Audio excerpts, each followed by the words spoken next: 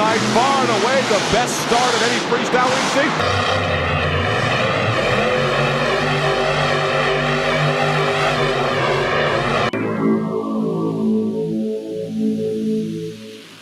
What's up guys, Gravedigger 2005 here, and today we're going to be doing a diecast review of all these cars I got from a flea market yesterday. Now this is going to be something new I'm doing, where I do reviews of cars I either got from a store or say a flea mall or, you know, like an antique store or something like that. So this is going to be a new video series of mine. We have a lot of cars to review, like 10, so let's get started. So first up, we have the Buick Wildcat from, let's see, 1985. And only thing I have to say about this car is that this was an actual car, concept car in the late 90s. Here's a picture of that. And to say that this looks accurate to the real life one, I have to say it's definitely accurate. It's pretty good. Next up, we have Maelstrom from 2000. And every time I see this car, I think of it as a rear engine twin mill for some reason. And speaking of twin mill, one of them is actually the twin mill too. But this one is pretty cool. I don't know a lot of info about this, but it's a pretty cool car. And it was the 2001 first edition. Oh, 2001, not 2000, sorry. So that one's pretty cool. On to the next one. And considering we're in the topic of twin mill, here is the Twin Mill 2, which is kind of a little bit underrated, but people do not like this one for some reason, and I can see why. It just has a kind of a strange design. I understand why people hate it.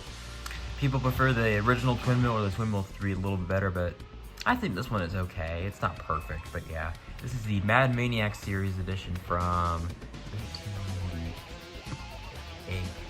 99.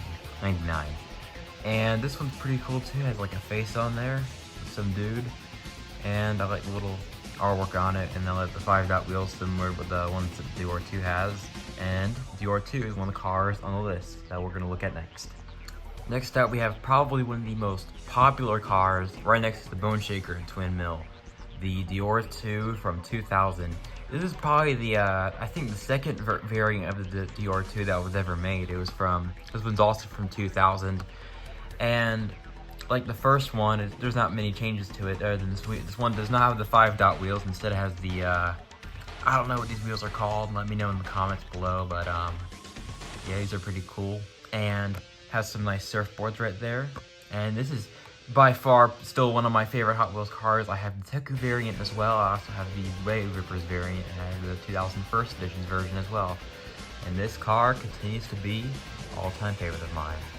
Next up, we have another favorite of mine, the Lakester, which is actually based off a land speed car that had a similar name. And here's a picture of what the Lakester was actually inspired by.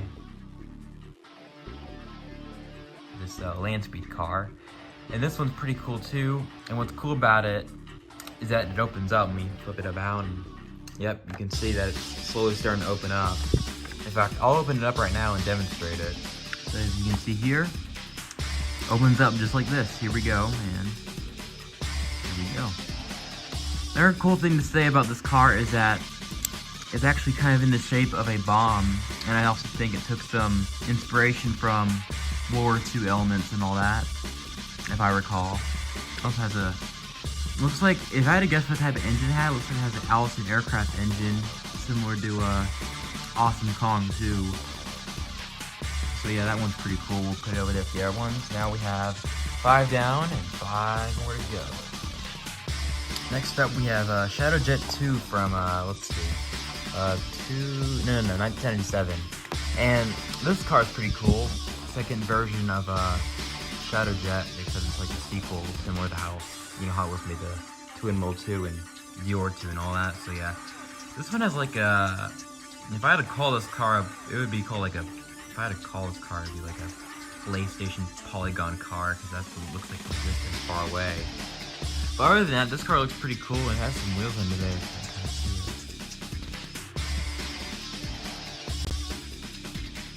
You can kind of see them in there. I don't know what type of version of the wheel it is, but it is a pretty cool car, and I like the the like artwork and all that says Cyber. Has like these target signs on there and everything. That's pretty cool.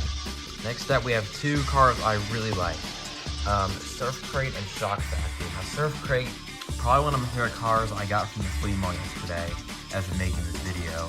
This car was one of the cars actually featured in the Stunt Truck Driver sequel, Stunt Truck Driver 2 Getting Dirty. And this car is awesome. Similar to DR2, it actually has surfboards, and this car resembles a kind of those lowrider hot rods that had surfboards and all. So this is a pretty cool car. There's purple on there too. And it's pretty cool. 2001st edition car. And here's the other one I mentioned, Shock Factor from 1997. And this one's pretty cool too. Has like a really cool logo on there as well. Shock Factor Racing. That's pretty cool. Not much to say about this one other than it was also featured in Stunt Driver 2, Getting Dirty as well. Same goes for Surf Crate, like I said previously. So yeah. Next up, second to last car I have is Speed Blaster in the Game Over series version. And this is pretty cool. It has like this camo on it, this Dino Hunt. And it came out in 1990. Not much to say about this one other than it's pretty cool. And our last car is another Speed Blaster, but this one's very special to me because this is the blue one, aka the cover car and kind of the main mascot of Stunt Truck Driver. This car is probably one of my favorite versions of Speed Blaster because it's so iconic, and you know, people get so nostalgic over this car because it was in Stunt Truck Driver, so that's why this car is pretty special to me. And I remember watching the Stunt Truck Driver videos years ago, like gameplay of it, and thought it was the coolest thing, and I wanted to get it running on my modern computer. Of course, that was hard, but I've played the game before. It's pretty hard, but you know, it's pretty fun. And that's about it. That's gonna do it for this edition of Hot Wheels Flea Mall reviews, and I will see you in the next review video. I don't know how I've planned on my next video, but yeah. So, hope you guys enjoyed this video, and I'll see you in the next video. See ya.